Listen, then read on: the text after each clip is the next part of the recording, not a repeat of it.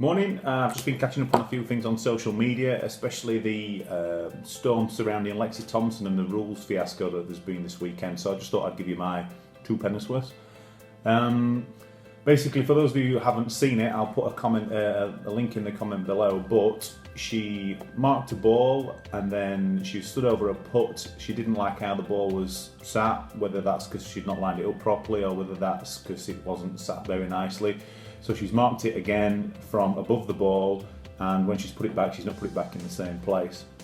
So she knows that she's done that. She's not denied it. She knows that that's a rule break. All professional golfers would know that. Most amateur golfers would know that you've got to put your ball back where it came from. It's funny in this situation how many times when it does happen, and there's been a few high-profile cases. One in particular I can think of, who now has the nickname of Mark Ignera, after doing it in a European Tour event. But it's funny how many times that it happens and people don't put the ball back further away. It always seems to be closer, and for me there's no advantage from the distance that she was putting. You'd expect her to hole it anyway. It just seems like a bit of a brain fart as much as anything. So 2-shot penalty for that. I have no issue with that whatsoever. But there's a lot of people calling out the person who's emailed in saying that that they're an armchair warrior or whatever, and that they should have better things to do.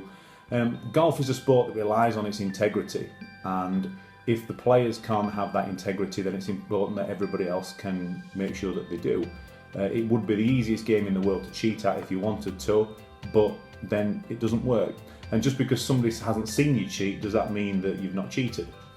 So to get an extra 2-shot penalty after the event may seem harsh, but again, I think really she's only got herself to blame for how she's actually marked the ball in the first place.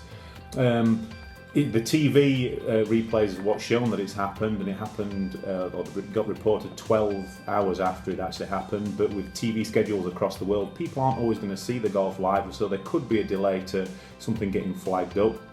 You could definitely see that there's been an error in judgment of putting the ball back.